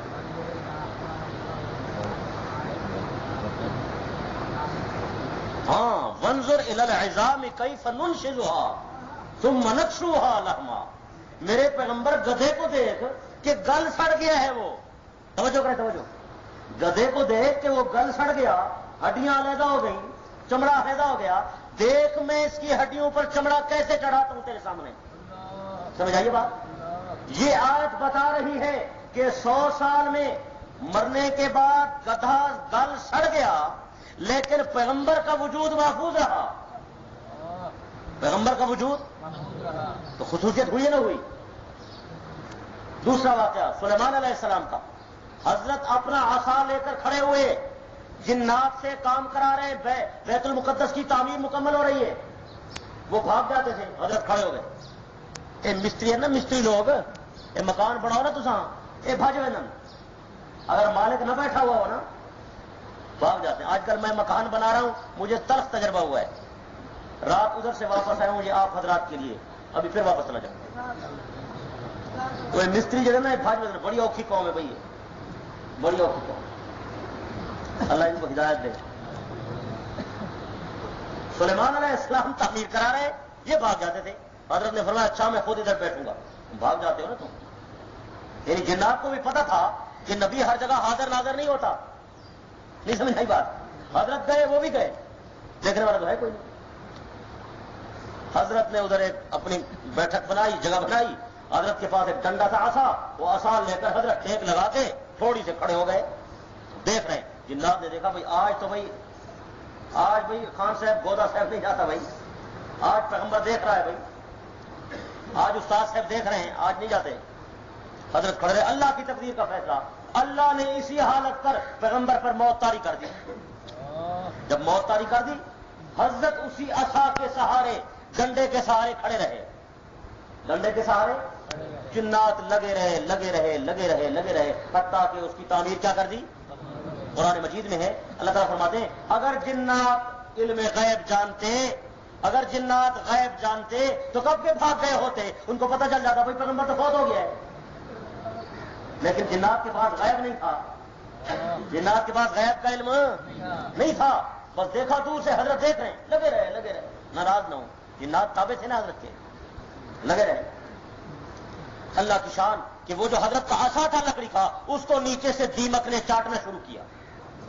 دیمک چاٹتی رہی. بعض علماء نے حساب لگایا کہ دیمک کتنی رفتار سے لکڑی کو کھاتی ہے. حساب کے بعد لکھا تقریباً 1 سال لگا اس بات کو.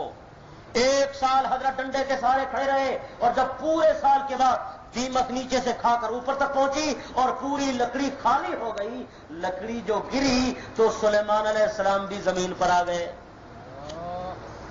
قرآن مجید کے الفاظ کسی کو آزاد ہے وہ آیا قرآن تو کو آنا نہیں، پڑھو نا. قرآن نہیں آنا بس. کیسے کون آنا؟ آگے اللہ یعلمون الغیب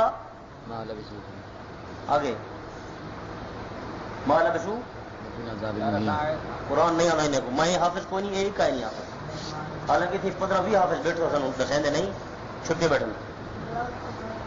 اچھا وہاں قرآن مجید میں الفاظ ہیں فخرا. کیا الفاظ ہیں؟ فخرا. جب لکڑی کو دیمک نے چاٹا، ڈنڈا خالی ہو گیا، وہ جو گرا تو حضرت بھی زمین پر آ گئے اور سلیمان علیہ السلام گر پڑے. کیا زمین پر کون ہے؟ یہ عربی کے اندر جو خرہ یخرو ہے نا، خرہ یخرو، اس کا معنی ہوتا ہے گرنا. کیا معنی ہے؟ یہ ایک اور موتی دے رہا ہوں اہل علم کے لیے. خرہ یخرو کا معنی کیا ہے؟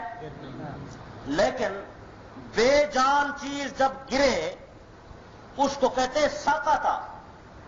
عربی میں اسے سکوت کہتے ہیں. سکوت بغداد، سکوت ڈھاکہ، یہ تو آپ جانتے ہیں نا.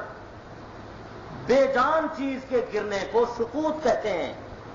ساقطہ کے لفظ سے قرآن نے اسے کہا. جب بے جان چیز گرتی ہے تو قرآن ساقطہ کہتا ہے، یہ علمی بات ہے. اور جب جاندار چیز گرتی ہے اسے قرآن خرہ یخرو کہتا ہے. خر موسیٰ صاعقہ. موسیٰ علیہ السلام گر پڑے بے ہوش ہو کر، زندہ تھے نا، نہیں سمجھے؟ یہاں حضرت سلیمان علیہ السلام کے بارے میں بھی اللہ نے فرمایا فخرا. موت تو پہلے آ گئی، پھر کہا فخرا، سلیمان گر گئے. یہ خرا کا لفظ بتا رہا ہے کہ پیغمبر کے موت آنے کے بعد جو پیغمبر گرا یہ بھی زندہ تھا، گرا ہے. اس میں کوئی زندگی تھی؟ پوچھیے گا اپنے علماء سے یہ بات سمجھ آئیے. اب ڈنڈے کو تو دیمک نے چاٹ لیا، ڈنڈے کے ساتھ پیغمبر بھی تو کھڑے رہے، لیکن پیغمبر کے جسم کو دیمک نہیں کھا سکی. نبی کا جسم محفوظ رہا. اسی کو حضور علیہ السلام نے فرمایا ان اللہ حرم علی الارض ان تاکل اجساد الانبیاء. اللہ نے زمین پر حرام کر دیا ہے، خبردار میرے نبی کو قبر میں نہیں کھانا. نبی کو زمین کی مٹی نہیں کھا سکتی، حرام ہے زمین پر. نبی کا جسم محفوظ ہوتا ہے قبر اطہر میں. اور کیوں ہوتا ہے؟ ایک وجہ یہ ہے کہ نبی کی تخلیق اور پیدائش جنت کی مٹی سے ہوتی ہے اور ہماری تخلیق زمین کی مٹی سے ہوتی ہے. زمین کی مٹی میں کدورت ہے اور جنت کی مٹی میں تو خیر ہی خیر ہے. ہماری پیدائش زمین کی مٹی سے ہوئی ہے، اس لیے تو ہم گناہ زیادہ کرتے ہیں نا، ہماری طبیعت ادھر مائل ہوتی ہے. اور نبی کی پیدائش جنت کی مٹی سے ہوتی ہے، جنت کی مٹی میں شر نہیں ہے، اس لیے نبی معصوم ہوتا ہے. نبی کی تینت پاک ہے، نبی کی تخلیق پاک ہے، نبی کا خمیر جنت کا خمیر ہے. ایک وجہ. اور دوسری وجہ یہ ہے کہ نبی کے جسم اطہر کو زمین کیوں نہیں کھاتی؟ زمین نبی کے جسم کو کیوں نہیں کھاتی؟ دوسری وجہ بتا رہا ہوں. پہلی وجہ تو یہ ہے کہ یہ جنت کی مٹی ہے. دوسری وجہ یہ ہے کہ جنت کی مٹی سے بنا ہوا وجود ہے. جنت کی مٹی زمین کی مٹی سے ملتی تو ہے، اکٹھی تو ہوتی ہے، لیکن زمین کی مٹی جنت کی مٹی پر غالب نہیں آ سکتی. بات سمجھ آئیے؟ تیسری وجہ یہ ہے کہ پیغمبر کا وجود کیوں زمین نہیں کھاتی؟ اس لیے نہیں کھاتی کہ پیغمبر کے جسم اطہر میں حیات موجود ہے. نہیں سمجھے؟ آپ زمین پر سو جائیں، آپ کو زمین نہیں کھائے گی. اور زندہ بندے کو کیڑا لگتا ہے؟ بولو. اور کیڑا بھی گیلی لکڑی کو نہیں لگتا، سوکھی کو کھاتا ہے. نہیں سمجھ آئی؟ اس میں حیات موجود ہے، اس لیے زمین اس کو نہیں کھاتی. اور وہ الفاظ جو حدیث پاک میں، وہ ہمارے دوست آدھی حدیث پڑھتے ہیں، آدھی نہیں پڑھتے ہیں. نسائی میں ہے، مشکات میں بھی ہے. ان اللہ حرم علی الارض ان تاکل اجساد الانبیاء. اللہ نے زمین پر حرام کر دیا ہے کہ وہ زمین میرے نبی کو کھائے. فنبی اللہ حی یرزق. نبی اللہ کا زندہ ہوتا ہے، اس کو رزق بھی دیا جاتا ہے. نبی کو کیا دیا جاتا ہے؟ اور رزق روح کو دیا جاتا ہے، زندہ کو دیا جاتا ہے. رزق جسم کھاتا ہے، روح کھاتی ہے. روح کی تو کوئی غذا نہیں ہے. روح کی دوست کہتے ہیں کہ وہ روح ان کی زندہ ہے. ایک بڑے عالم سے میری ملاقات ہوئی، میں گیا گجرات میں، بڑے عالم تھے وہ، ان سے میں ملنے گیا. مجھے کہنے لگے کہ حضور کی تو روح زندہ ہے. میں نے کہا حضرت آپ تو بڑے آدمی ہیں، میں تو چھوٹا بندہ ہوں، یہ بتائیں یہ حضور کی کیا خصوصیت ہے؟ روح تو کافر کی بھی زندہ ہے، روح تو ابو جہل کی بھی زندہ ہے، روح تو منافق کی بھی زندہ ہے، روح تو مومن کی بھی زندہ ہے. اس میں نبی کی کیا خصوصیت ہے؟ روح کبھی مرتی ہے؟ روح پہ کبھی موت نہیں آتی. موت جسم پر آئی ہے، یہی جسم زندہ ہے. اور یہ میں نہیں کہتا، قرآن کہتا ہے. قرآن نے کہا بندہ مر بھی جاتا ہے زندہ بھی ہوتا ہے. آدمی مر بھی جاتا ہے پھر بھی، قرآن میں ہے یا نہیں ہے؟ قرآن میں ہے کہ آدمی مر بھی جاتا ہے پھر بھی زندہ ہوتا ہے. وَلَا تَقُولُوا لِمَن يُقْتَلُ فِي سَبِيلِ اللَّهِ أَمْوَاتٌ. جو لوگ اللہ کے راستے میں قتل کر دیے جائیں ان مقتولوں کو مردہ نہ کہو، بل احیاء، یہ زندہ ہیں، تمہیں جو شعور نہیں ہے. حالانکہ جو مر گیا، جسم ٹکڑے ٹکڑے ہو گیا. جو من یقتل ہے وہی احیاء ہے. من یقتل روح ہے یا بدن ہے؟ اور ٹکڑے ٹکڑے روح ہو گئی ہے یا جسم ہو گیا ہے؟ اللہ کہتا ہے جو جسم ٹکڑے ٹکڑے ہوا ہے اس جسم کو مردہ نہ کہو، یہ زندہ ہے. اور مشاہدہ بھی ہے. حضرت عبداللہ ابن عمر اور عمرو ابن جموح یہ احد میں شہید ہوئے. احد میں دو شہید کٹھے دفن ہوئے، دو. حضرت عبداللہ ابن عمر کے بیٹے حضرت جابر کہتے ہیں میرے ابا نے کہا بیٹا میں جہاد میں جا رہا ہوں، لگتا یہ سب سے پہلے میں شہید ہوں گا. گئے وہی ہوا، سب سے پہلے شہید ہو گئے. ان کو دفن کیا.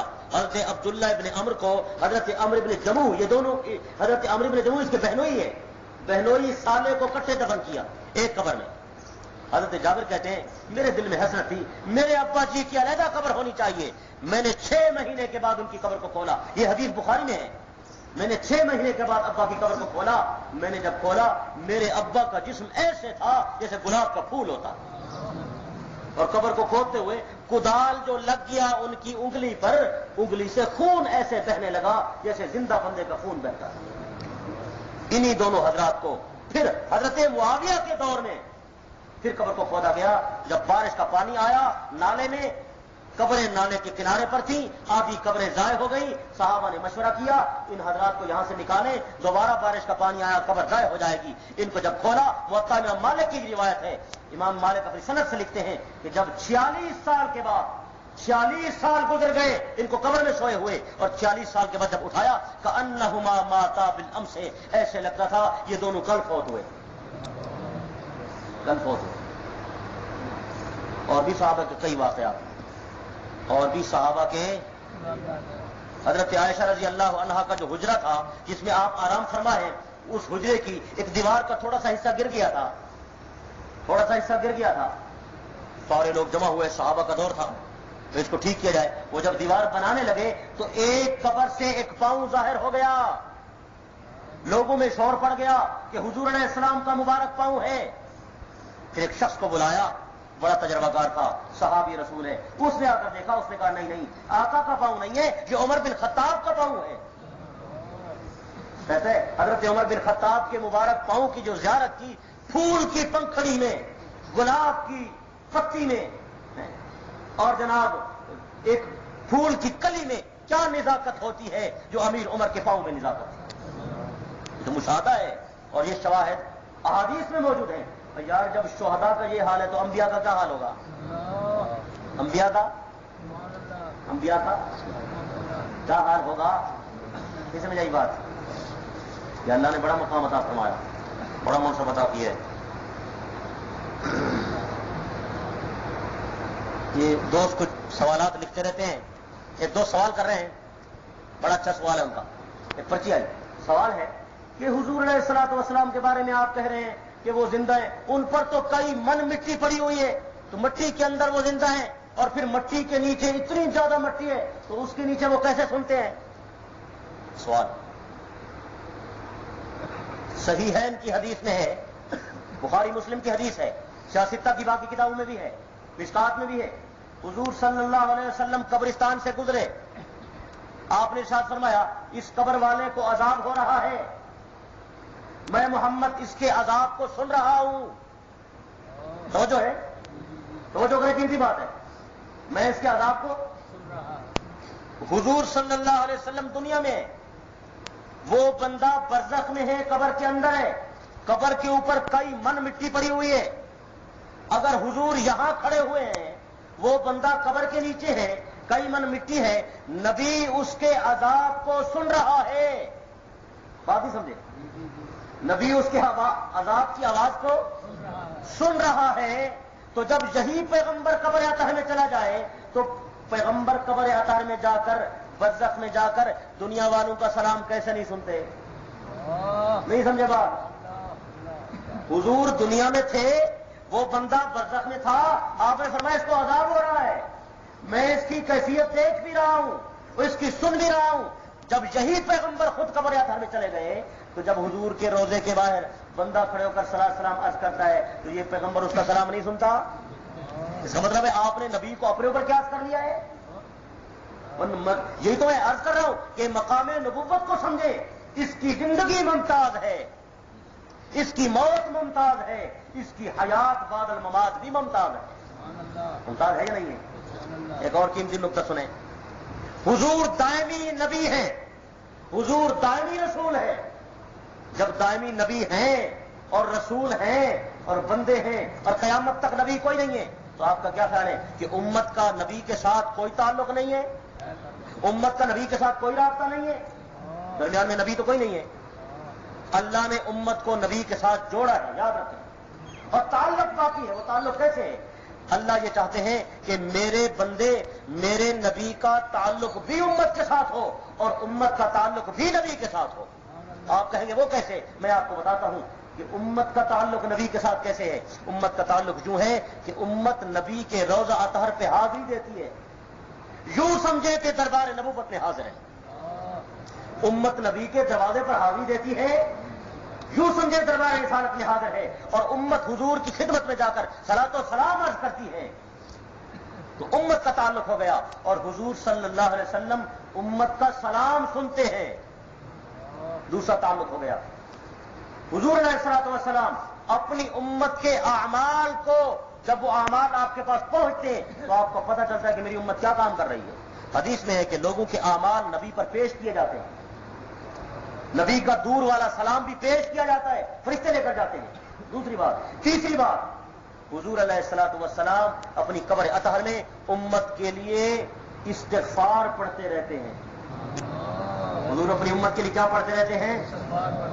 امت کا نبی سے تعلق ہے اور نبی کا امت سے تعلق ہے.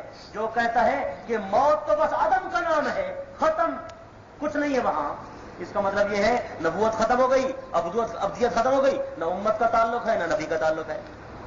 ہم کہتے ہیں جو نہ کہو، نبی کے جسم اطہر کے ساتھ روح مبارک کا تعلق ہے، کامل تعلق ہے.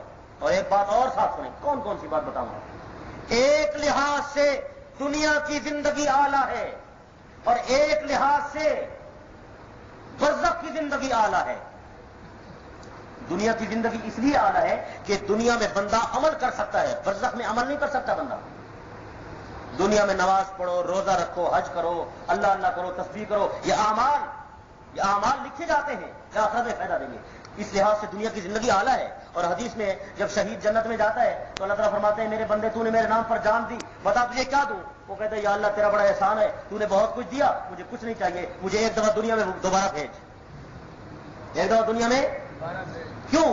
کہ اس لحاظ سے جو دنیاوی زندگی کی عظمت ہے وہ وہاں نہیں ہے کہ دنیا میں بندہ عمل کر سکتا ہے. شہید کہتا ہے یا اللہ مجھے دنیا میں بھیج، میں وہاں جاؤں گا. جنت بڑی اعلیٰ ہے، جنت کی نعمتیں بھی اعلیٰ ہیں، جنت کے محلات بھی اعلیٰ ہیں، جنت کی نہریں بھی اعلیٰ ہیں، لیکن مولا دنیا میں تیرے نام پر جو گردن کٹوانے میں مزہ تھا وہ جنت میں نہیں ہے. میں وہاں جاؤں گا، تیرے دشمن سے لڑوں گا، وہ مجھے مارے گا، میں اسے ماروں گا، حتیٰ کہ اسے کے نام پر جان دے دوں گا. اور اس وقت جو تیری رضا میرا استقبال کرے گی نا، وہ جو مقام حاصل ہوگا. اگر تو نہیں میرا تو کوئی شے نہیں میری، جو تو میرا تو سب میرا، فلک میرا زمین میری، ادھر تو در نہ کھولے گا، ادھر میں در نہ چھوڑوں گا. حکومت اپنی اپنی ہے، کہیں تیری کہیں میری. کوئی نماز پڑھ کے تیری رحمت کا دروازہ کھٹکھٹاتا ہے، کوئی قرآن پڑھ کے تیری رحمت کو آواز دیتا ہے، کوئی ذکر کر کے تیری رضا ڈھونڈتا ہے. مولا میں تو تیری رحمت کے دروازے کو خون دے کر دستک دیتا ہوں، گردن کٹوا کے تیری رضا کو ڈھونڈتا ہوں، اور اس وقت تک تیری رحمت کے دروازے کو نہیں چھوڑوں گا جب تک تیری رحمت میرا استقبال نہیں. اس لحاظ سے دنیا کی زندگی اعلیٰ ہے، اس لحاظ سے دنیا کی زندگی اور اس لحاظ سے برزخ اعلیٰ ہے. برزخ اعلیٰ ہے کہ وہاں جا کر مومن کو سکون و آرام ملتا ہے، دنیا کی تکلیف ختم ہو جاتی ہے، دنیا کی اذیت، دنیا کی بیماری، دنیا کی پریشانی. اللہ نے میرے آقا کو دنیا والی کیفیت اور دنیا والی زندگی اور دنیا والا وجود جو عطا فرمایا تھا، اس دنیا والے وجود مسعود کے اندر اللہ نے آپ کو وہی محفوظ رکھا تاکہ وہ دنیا والی ساری بہتریاں بھی ملتی رہیں اور برزخ والی ساری نعمتیں بھی ملتی رہیں. نہیں سمجھ آئی بات؟ ہر چیز کی عالیہ جو اللہ نے بہتری رکھی ہے وہ اللہ نے اپنے حبیب کو عطا فرمائی. کوئی ایسا مقام نہیں ہے، یعنی آپ کا مقام بڑھتا رہے، بڑھتا رہے، بڑھتا رہے، درجے بلند ہوتے رہے اور آپ اللہ کے زیادہ مقرب سے مقرب ہوتے جائیں. دعا ہے کہ اللہ تعالیٰ مجھے بھی اور اللہ تعالیٰ آپ کو بھی اس عقیدے کی حقیقت اور معرفت نصیب فرمائے، معرفت نصیب فرمائے. اور اللہ جمہور اہل سنت والجماعت کے ساتھ ہمیں رکھے، انہی کے ساتھ حشر میں اللہ ہمیں اٹھائے. یہ اہل سنت والجماعت کا مسلک اور موقف یہی ہے جو میں آپ کے سامنے عرض کر چکا ہوں. ہاں معتزلہ، کرامیہ اور روافض کا عقیدہ یہ ہے کہ جب بندہ مر جاتا ہے بس روح الگ جسم الگ، ان کا دوبارہ کوئی تعلق نہیں ہوتا. یہ معتزلہ کا عقیدہ ہے، کرامیہ کا عقیدہ ہے اور روافض کا عقیدہ ہے کہ وجود ایک دھڑ ہوتا ہے بے جان، جیسے پتھر ہوتا ہے، پتھر ہوتا ہے. اور اہل سنت کا عقیدہ یہ ہے کہ جسم کے ساتھ روح تعلق قائم کرتی ہے جس سے وہ سوال و جواب بھی کر سکتا ہے اور قبر کے عذاب کو اور قبر کی راحت کو بھی محسوس کر سکتا ہے. جب عام آدمی کا یہ حال ہے تو نیک آدمی کا درجہ اس سے بلند ہے، اور پھر شہداء کا درجہ تو بہت اعلیٰ ہے کہ خدا انہیں مردہ کہنے نہیں دیتا. جب شہداء کا یہ حال ہے پھر صدیقین کا کیا حال ہوگا، پھر انبیاء کا کیا حال ہوگا، پھر سید الاولین والآخرین خاتم النبیین حضرت محمد الرسول اللہ صلی اللہ تعالی علیہ وسلم کے مقام کو میں اور آپ پھر کیا سمجھیں گے. دعا ہے کہ اللہ ہمیں اس عقیدے کی معرفت عطا فرمائے، اسی عقیدے پہ زندہ رکھے، اس عقیدے پہ ہمارا خاتمہ فرمائے، اور اللہ ہمیں اہل حق کے ساتھ جوڑ کر رکھے اور ہدایت کا نور عطا فرمائے، اور قیامت میں ان لوگوں کے ساتھ اٹھائے جو اللہ کے پیارے اور محبوب بندے ہوں تاکہ ہم اللہ کے حبیب کی شفاعت کے صحیح حقدار بن سکیں. هذا هو المرام لا تبقي المرام والله اعلم بحقیقت الکلام. وآخر دعوانا الحمدللہ رب العالمین. دعا سے درود شریف پڑھیں, محبت سے پڑھیں. فرشتے آئے ہوئے ہیں, ابھی ابھی لے جائیں گے, بارگاہ نبوت پہ سلام پہنچائیں گے. محبت و عقیدت سے پڑھیں کہ ہمارے یہ عاجزانہ سلام جا رہے ہیں, وہاں مدینے جا رہے ہیں انشاءاللہ. اللہم صلی وسلم, اللہم صلی وسلم, اللہم صلی وسلم وبارک علی سیدنا و مولانا محمد النبی الأمی وعلى آلہ واصحابہ عدد کل معلوم لک دائما ابدا. الحمد للہ رب العالمین والعاقبۃ للمتقین والصلاة والسلام علی سید الانبیاء والمرسلین وعلى آلہ واصحابہ اجمعین. اللہم اعنا علی ذکرک وشکرک وحسن عبادتک. اللہم اهدنا واهد بنا واجعلنا سببا لمن اهتدى. اللهم نور قلوبنا بنور الإيمان, اللهم نور قلوبنا بنور العرفان, اللهم حبب إلينا الإيمان وزينه في قلوبنا وكره إلينا الكفر والفسوق والعصيان واجعلنا من الراشدين واجعلنا من المتقين واجعلنا من المخلصين واجعلنا من الموحدين واجعلنا من عبادك الصالحين.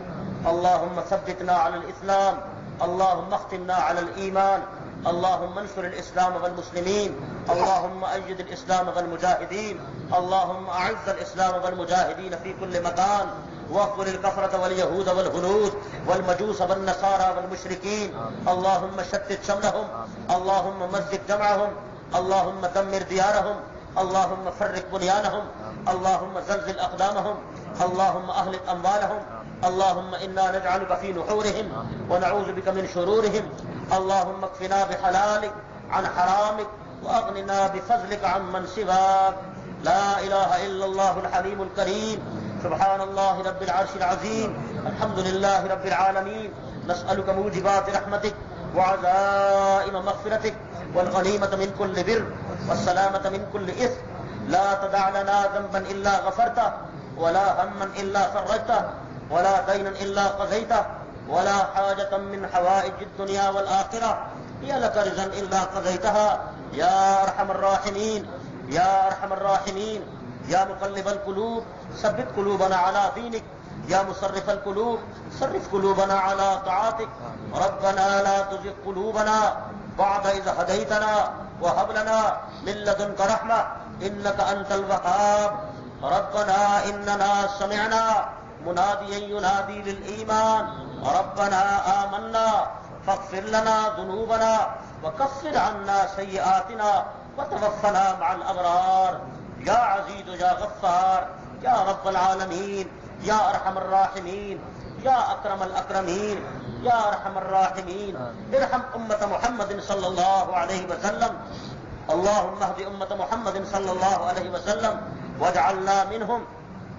اللهم ربنا إنك من تدخل النار فقد أخزيته فما للظالمين من أنصار. اللهم احفظنا من كل البلاء والمرض والفتن ما ظهر منها وما بطن.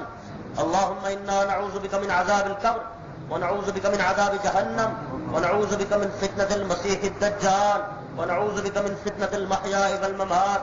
اللهم إنا نعوذ بك من المأسم والمغرم. اللهم إنا نعوذ بك من الكفر والشرك والنفاق وسوء الأخلاق والشقاق. اللهم احفظنا من كل البلاء والفتن. اللهم أيد الإسلام والمؤمنين. اللهم أيد الإسلام والمسلمين. اللهم أنت لا إله إلا أنت. لا إله إلا أنت. لا إله إلا أنت. أنت قيم السماوات والأرض. أنت قيم السماوات والأرض. ربنا اغفر لنا ولإخواننا الذين سبقونا بالإيمان ولا تجعل في قلوبنا غلا للذين آمنوا ربنا إنك رؤوف رحيم. اے اللہ ہم سب کی حاضری کو قبول فرما. اے اللہ ہم سب کی حاضری کو قبول فرما. قرآن کا صحیح فہم نصیب فرما. حدیث کا ادراک نصیب فرما. علم کا نور عطا فرما. ہدایت کی روشنی نصیب فرما. معرفت عطا فرما. توحید کی معرفت نصیب فرما. مقام نبوت و رسالت کو سمجھنے کی توفیق عطا فرما. صحابہ و اہل بیت کی غلامی نصیب فرما. اے اللہ ہمیں اہل حق کے زمرے میں شامل فرما. اہل حق کے زمرے میں شامل فرما. پروگرام آپ کی خدمت میں فی سبیل اللہ echo sound and recording centre کی جانب سے پیش کیا گیا. ہمارے ہاں نامور علماء کرام کی تقریریں، قرۂ عظام کی تلاوت اور شعراء اسلام کی حمد و نعت کی اچھی اور معیاری مفت ریکارڈنگ کے لیے فی سبیل اللہ echo sound and recording centre پر تشریف لائیں۔ رابطے کے لیے ہمارا پتہ ہے ملک خالد، لوہار کالونی، گلی نمبر 1، نس سلور کارخانہ، بالمقابل Coca Cola factory, Vehari road, Multan. رابطے کے لیے فون نمبر 0300633794 اور دوسرا نمبر ہے 0322611235۔ شکریہ۔